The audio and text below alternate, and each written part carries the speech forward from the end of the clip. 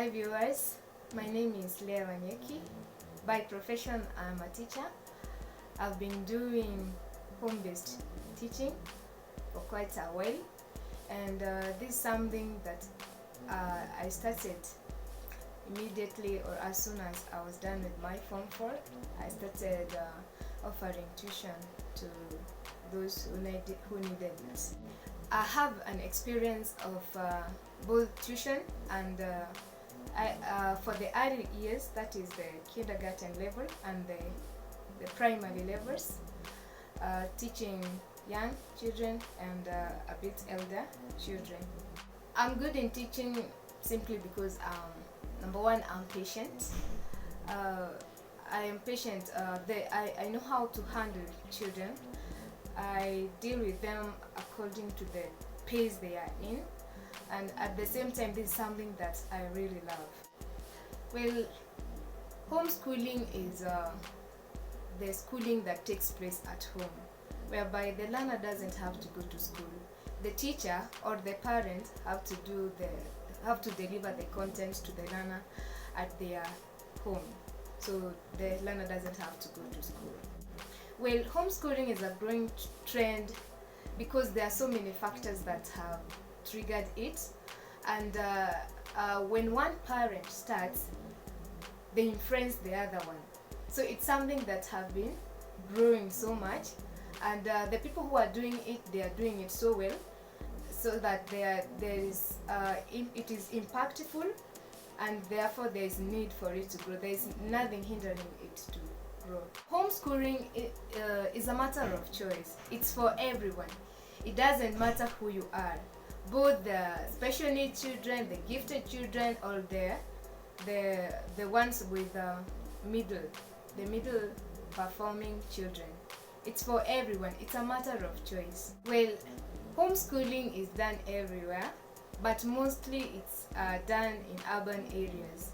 You know, people in urban areas, they are well exposed in terms of online, and they get this information about homeschooling, and therefore they consider homeschooling as something they can do for their learners.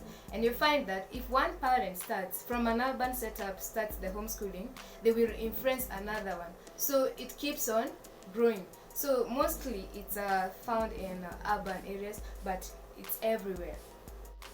Well, any time or at any stage can be a good time for starting the homeschooling. Well, it doesn't matter what stage the learner is. They can start at the level they are and proceed with it. But mostly, if you start the homeschooling at an early age, the better, because you have to build the learning foundation. So I would encourage that learners, when they are young, they can start it from there. There are so many teachers who reach out for students in their home, and they form a team. So wherever a parent is in need of a homeschooling teacher, the available teacher can contact the other one. The same way the parents influence each other is the same way the teachers also influence each other, and therefore it is a team, and this team can also form a tuition center, whereby the learning can also take place at the center and not necessarily at their home.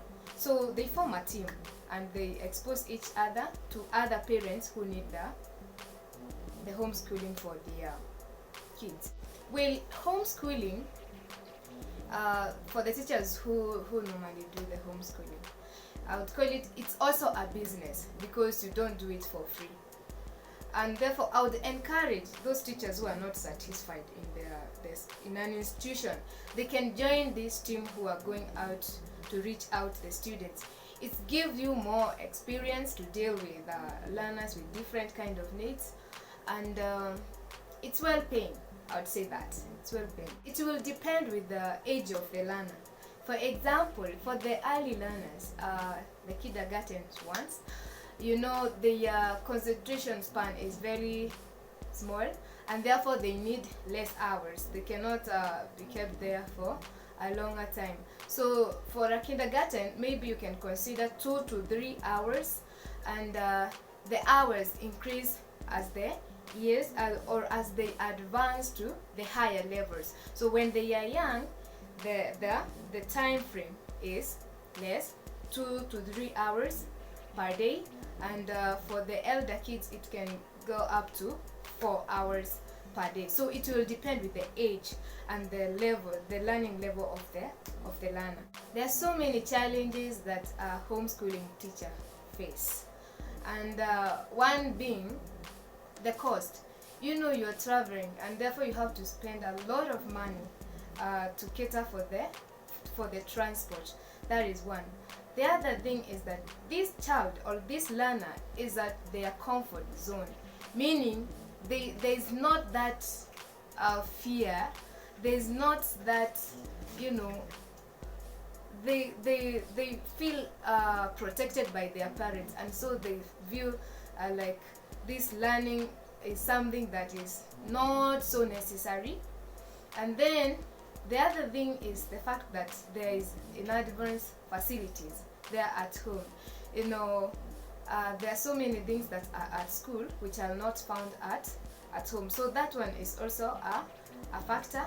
Another thing is a stubborn child, especially if the parents are not that cooperative. I find that if a child is stubborn and the parent is not cooperative, then learning will not be that effective.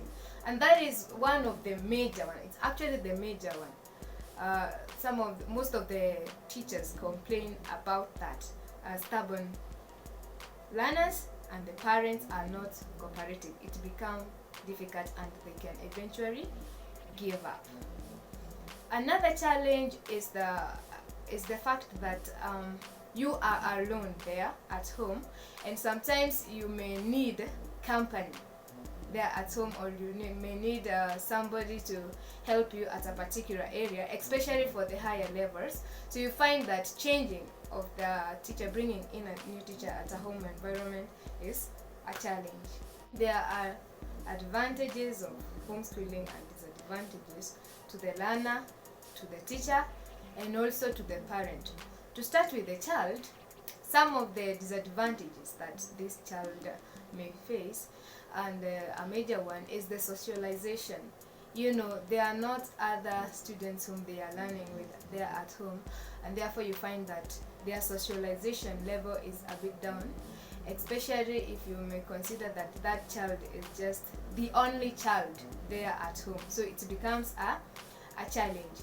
Another challenge of the learner is the fact that there is not that competitive environment. They are not competing with anyone, so there is no competitor. They are just themselves. And another challenge they may face is that sometimes they may land on the hands of a teacher who is not really an expert, and therefore they may end up performing poorly.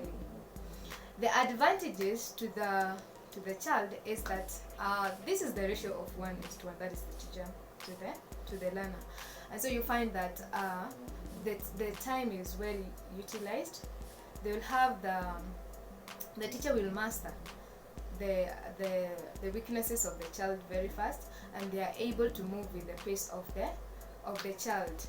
Another advantage of the homeschooling to the learner is the fact that their performance is higher because the teacher is taking care of each and every weakness in a positive manner. And you'll find that according to most of the research, it's been found that when you enroll a child who has been doing the homeschooling, their performance is higher considered to those who have been going to school. Another advantage is that they are motivated to do this. You see that if this is the only teacher and this is the only learner, the teacher keeps on motivating the child until that they feel that this is the right thing to do. There is much hope for homeschooling in future, considering that right now so many parents have adapted this, and many teachers, they have already taken it as their business. So you find that the parents are continuing to influence each other, and the teachers are also influencing each other. So there is hope that homeschooling in future, it will be done in a broader perspective. If you are a parent there and maybe you have a child with special needs, for example an autistic child, I would encourage you to consider homeschooling, because this is the ratio of 1:1. And if such a child is given a tutor, a private tutor, they can be able to handle this learner in a manner that the learning process will be flexible, and in a manner that will be so impactful.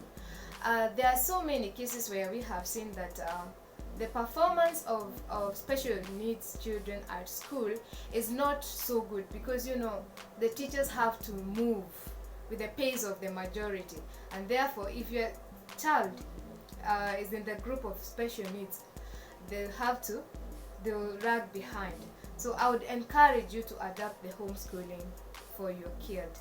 If you want to get in touch with me, you can find me on social media groups, the Facebook, Twitter. You can find me in YouTube. You can find me in Pinterest. You can also find me in TikTok, and those details are provided on the screen. But in case I'm unavailable, I have a panel of teachers who can assist you. Remember to click and subscribe if you like my content.